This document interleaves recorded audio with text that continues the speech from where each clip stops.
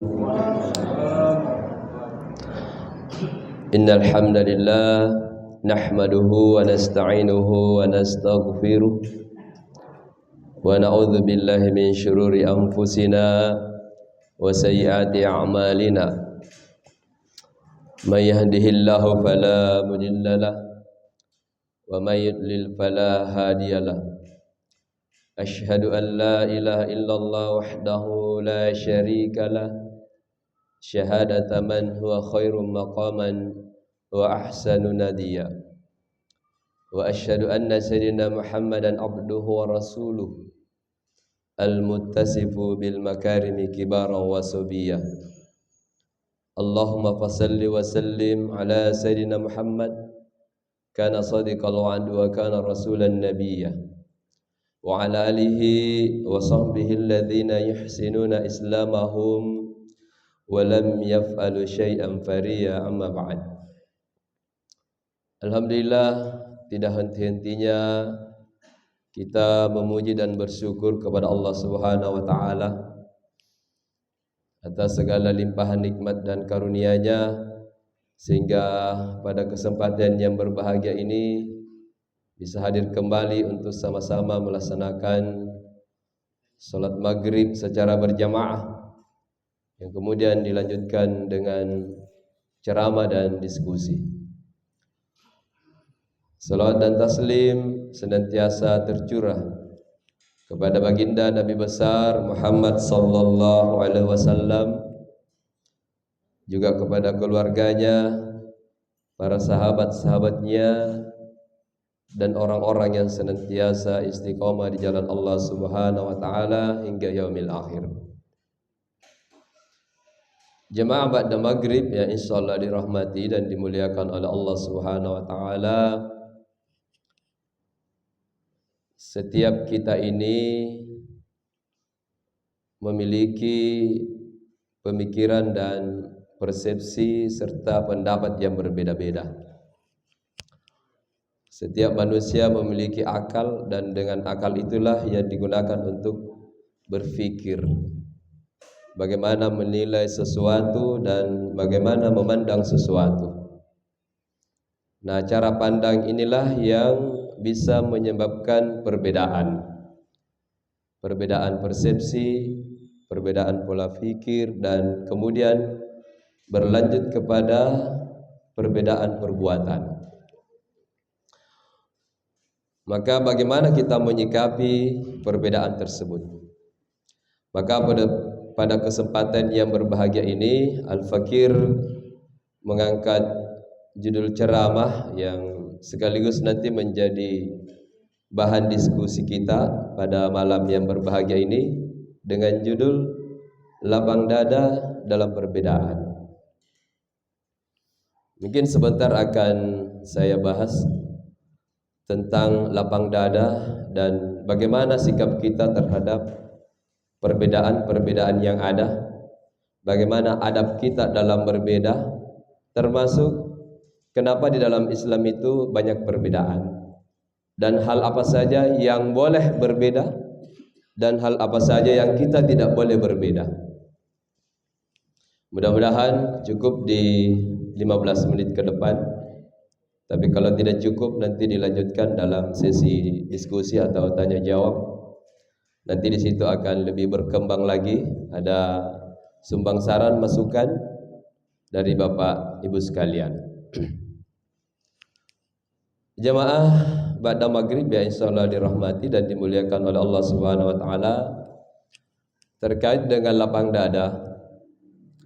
Lapang dada ini lawan katanya adalah sempit dada.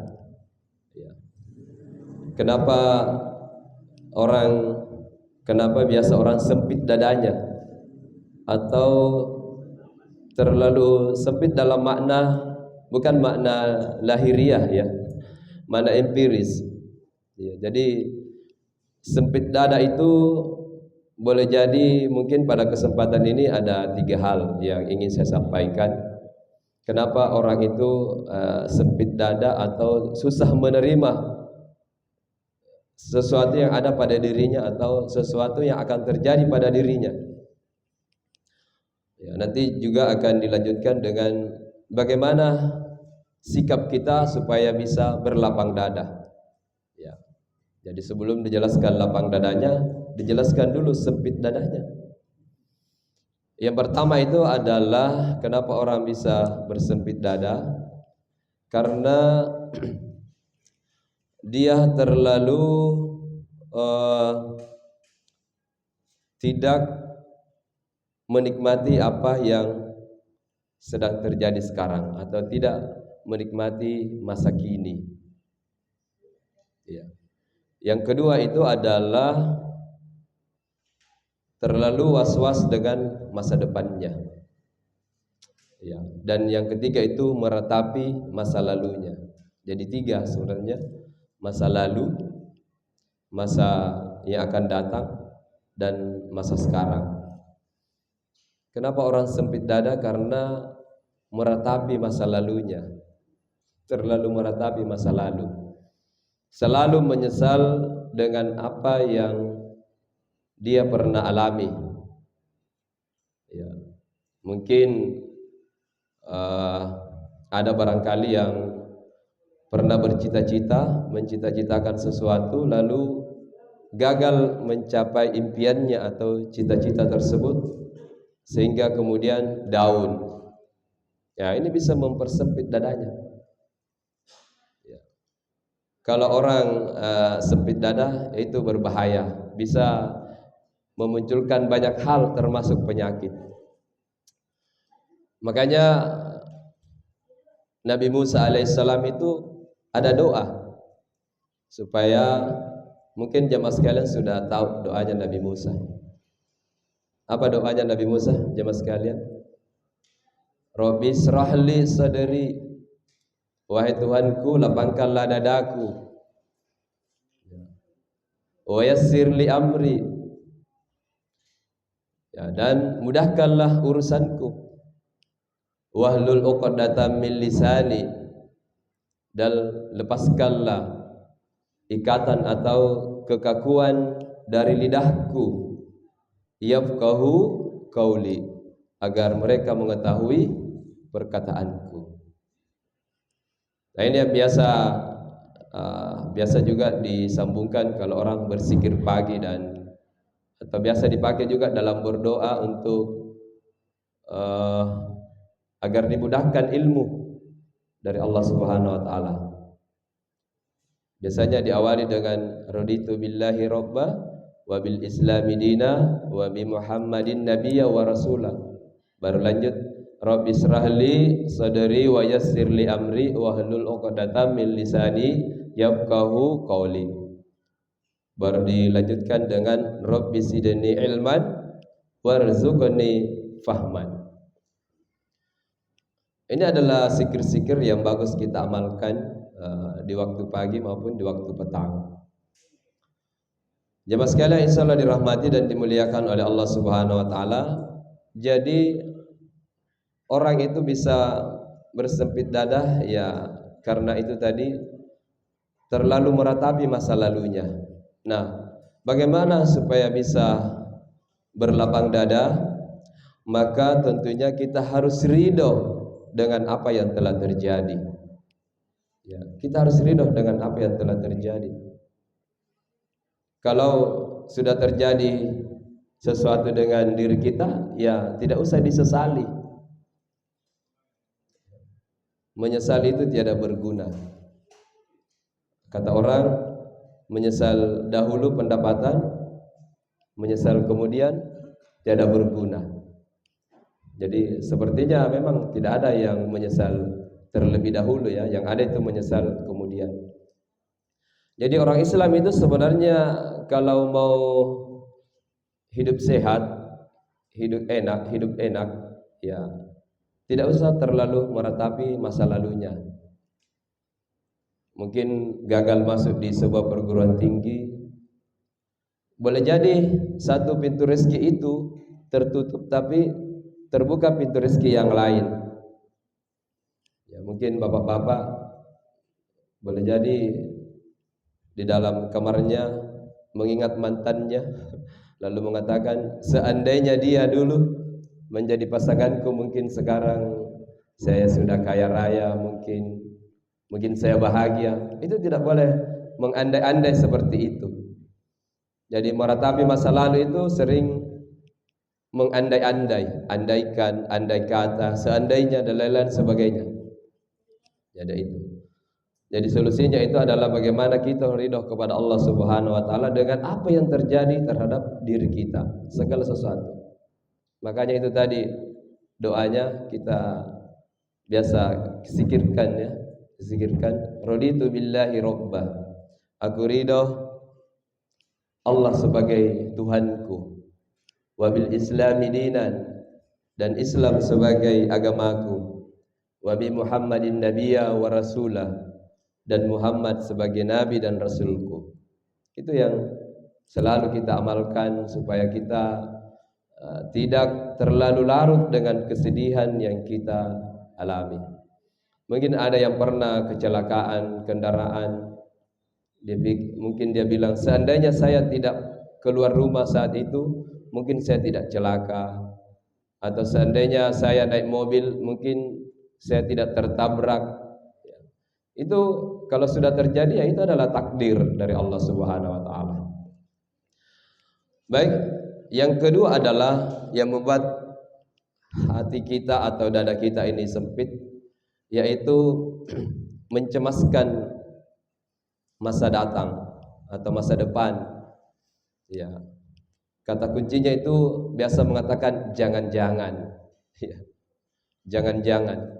Itu kalau ada yang sering mengatakan jangan-jangan, itu cemas dengan masa depannya.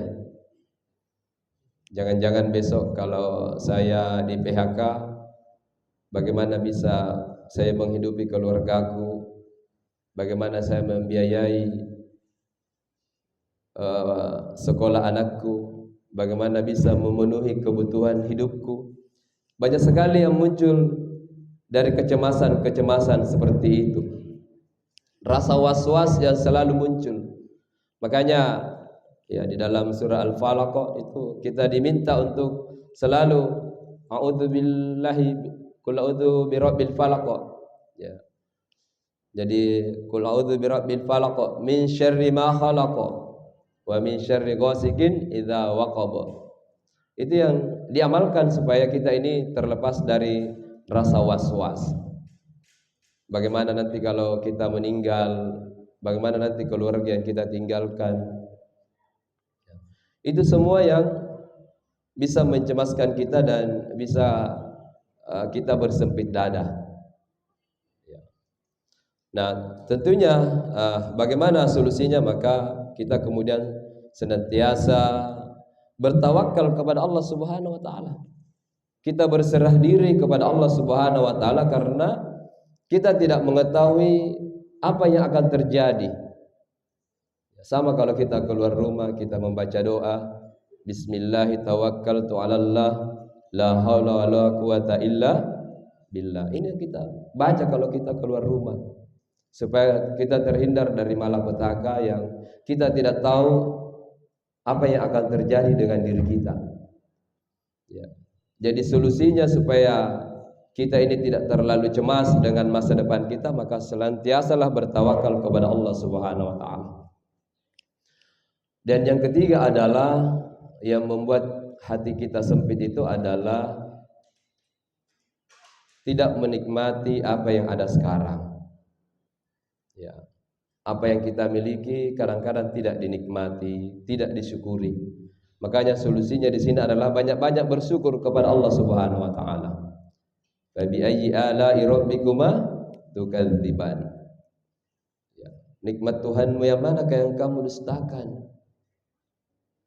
Kesehatan yang Allah berikan, rezeki itu maknanya banyak, jemaah sekalian. Bukan hanya sifatnya materi, bukan hanya sifatnya uang saja yang dimaksud dengan rezeki, tapi umur yang panjang, kesehatan, keluarga yang harmonis, ya, silaturahmi yang bagus. Itu adalah sebuah rezeki yang Allah berikan kepada kita semua, yang kita kemudian harus mensyukurinya. Kalau kita tidak bersyukur maka muncul itu rasa koro-koroan. Negara Makassar kah?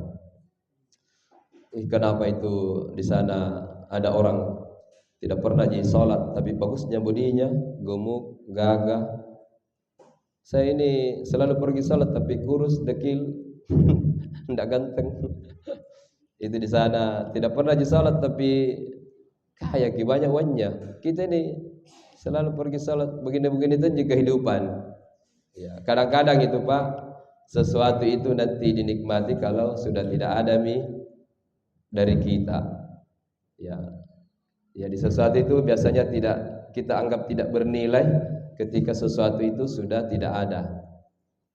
Ya, misalnya penglihatan kita, mungkin sekarang kita belum menikmatinya, tapi begitu penglihatan sudah dicabut oleh Allah, barulah kita merasakan betapa nikmatnya itu, namanya nikmat penglihatan. Pendengaran, ketika nikmat pendengaran mulai dicabut oleh Allah, baru kita rasakan ternyata begitu enaknya itu pendengaran. Makanya gunakanlah sebaik mungkin nikmat-nikmat tersebut. Mulut ini sepanjang masih bisa berbicara, belum kaku, digunakan untuk menyampaikan kata-kata yang baik, ya, yang tidak membuat orang jadi sakit hati. Ya, ini kadang-kadang biasa kita memang namanya manusia biasa, tidak terasa kita mengungkapkan kata-kata yang membuat orang lain itu tersinggung. Disitulah kaitannya tadi dengan bagaimana kita menyikapi perbedaan. Ketika kita berdebat, maka berdebatlah untuk mencapai sebuah kebenaran. Kita berdebat itu bukan untuk siapa menang dan siapa yang kalah. Tapi kita berdebat itu, kita berdiskusi untuk menentukan atau untuk mendapatkan sebuah kebenaran. Ya, karena kalau kita diskusi untuk agar bisa dianggap benar, maka bisa saja nanti ada orang yang tersakiti ya ketika kita kemudian merasa benar. Jemaah sekalian insyaallah dirahmati dan dimuliakan oleh Allah Subhanahu wa taala. Jadi itu tiga tadi ya, terkait dengan bagaimana kita berlapang dada, maka kita harus ridho, bertawakal dan senantiasa bersyukur kepada Allah Subhanahu wa taala. Nah, jemaah sekalian insyaallah dirahmati dan dimuliakan oleh Allah Subhanahu wa taala, terkait dengan perbedaan di dalam Islam itu, perbedaan itu adalah hal yang wajar. Apalagi dalam masalah fikih ya. Masalah fikih itu memang terbuka ruang perbedaan. Ya, hal-hal yang furu'iyah, masalah cabang itu bisa saja berbeda. Misalnya sholat, ada yang kunut, ada yang tidak. Ya, kalau Imam Syafi'i kunut, kalau Imam Abu Hanifah tidak kunut.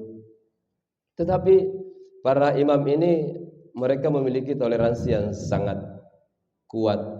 Ya, mereka itu tidak menganggap pendapatnya itulah yang paling benar.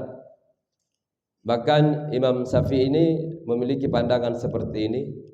Imam Syafi'i mengatakan, pendapat saya itu benar, tapi memungkinkan untuk salah. Dan pendapat orang lain itu salah, tapi memungkinkan untuk benar. Ya begitu saja. Jadi jangan kita mencaplok bahwa pendapat kita lah yang benar. Ya, karena tergantung dalilnya ya. Tergantung dalilnya, mana dalil yang kuat. Ya. Suatu saat Imam Syafi'i ini pergi ke makam Imam Abu Hanifah. Di sana memimpin salat subuh. Ya. Jadi salat subuh berjamaah di dekat makam Imam Abu Hanifah. Kita tahu Imam Syafi'i itu kan kunut kalau salat subuh. Tetapi kemudian pada saat dia memimpin salat, karena dia ditunjuk sebagai imam, dia tidak berkunut. Maka muridnya bertanya, kenapa tidak berkunut? Beliau mengatakan, saya menghormati orang yang ada di dalam kuburan ini, karena dia memiliki pandangan tentang tidak adanya kunut di dalam salat subuh. Ya, ini betapa para ulama kita ini toleransinya sangat tinggi. Ya, makanya perlu memang kita toleransi dalam intern beragama kita ini. Jangan kita saling menyalahkan. Demikian juga para imam-imam mazhab, misalnya Imam Syafi'i punya Imam Malik. Imam Malik punya murid namanya Imam Syafi'i, Imam Syafi'i punya murid namanya Imam Ahmad. Itu mereka memiliki beberapa hal yang berbeda. Padahal gurunya ini sama. Harusnya kan kalau kita berguru sama seseorang maka pendapat kita itu kan sama. Tetapi ini berbeda dengan gurunya. Ya. Imam Ahmad bin Hambal, ya, atau biasa disebut dengan mazhab Hambaliyah, mazhabnya itu berguru kepada Imam Syafi'i. Imam Syafi'i berguru kepada Imam Malik. Ya. Tapi bahkan Imam Syafi'i juga banyak berguru ke murid-muridnya Imam Abu Hanifah tadi. Ya. Jadi luar biasanya para ulama kita ini toleran dalam hal perbedaan. Tapi kadang-kadang kita umat Islam yang di bawah ini terlalu menonjolkan perbedaan sehingga yang ada itu perpecahan. Ada satu masjid kunut, ada jamaahnya yang tidak kunut, bangun masjid di sampingnya supaya bisa juga dia tidak kunut. Yang begini-begini yang tidak membangkitkan umat Islam, padahal ada yang sangat urgen untuk kita maju bersama untuk sama-sama bagaimana memajukan Islam ini sehingga bisa menguasai peradaban. Kita ini terlalu sibuk dengan hal-hal yang remeh-temeh, sedangkan di sisi lain negara-negara lain itu sudah maju berkembang dari sisi teknologi, sisi peradaban, ekonomi mereka luar biasa dia kuasai. Kalau seperti Iran, bagaimana mereka di embargo, di boikot. Jadi kalau mau diboikot itu Iran, begitulah pandangannya, sebegitulah apa yang dirasakan dulu oleh Rasul. Tapi Iran belum seperti penderitaannya di masa-masa sahabat. Ya, kalau masa sahabat itu masih luar biasa penderitaannya, ya, diboikot, tidak bisa tinggal di situ. Pergi lagi keluar, ditahan lagi. Rasul itu dia mau pergi ke Madinah dilarang. Tinggal juga di Mekah dilarang juga. Tidak tahu apa maunya orang Quraisy. Ya maunya Rasul itu ya dibunuh saja, begitu maunya. Harusnya kan kalau Rasul itu mau berhijrah ke Madinah ya sudah biarkan saja. Tapi kan orang Quraisy paham bahwa Rasul ini kalau dia mau ke Madinah dia akan memimpin sebuah peradaban. Dan memang terbukti apa yang kemudian ada dalam pikiran orang-orang Quraisy. Begitu Rasul sampai di Madinah membentuk kekuatan yang luar biasa yang membuat orang-orang kafir Quraisy itu keteteran. Ya, jemaah sekalian insyaallah dirahmati dan dimuliakan oleh Allah Subhanahu wa taala. Olehnya itu sikap kita dalam menyikapi perbedaan adalah bagaimana kita membuka diri. Ya, jangan kita menganggap kitalah yang paling benar. Tapi dalam persoalan akidah itu tidak ada ruang untuk berbeda pendapat. Kalau ada yang mengatakan Tuhan dua, berarti itu salah. Kalau ada yang mengatakan salat 5 kali sehari semalam itu tidak wajib, itu salah. Jelas itu salah. Ya, tapi kalau ada yang mengatakan bisa ada kunut tidak kunut, itu masuk di wilayah fikih. Nah, itulah yang harus dipahami oleh umat Islam. Saya kira demikian Bapak Ibu sekalian, karena waktu tidak terasa hampir 25 menit nih. Saya kira cukup sekian, mudah-mudahan ini bisa menjadi pengantar diskusi kita pada kesempatan yang berbahagia ini. Kita tutup dan baca doa kifaratul majelis. Subhanakallahumma bihamdik, nasyhadu an la ilaha illa anta, nastaghfiruka wa atubu ilaik. Subhana rabbina rabbil izzati amma yasifun, wa salamun alal mursalin, walhamdulillahi rabbil alamin.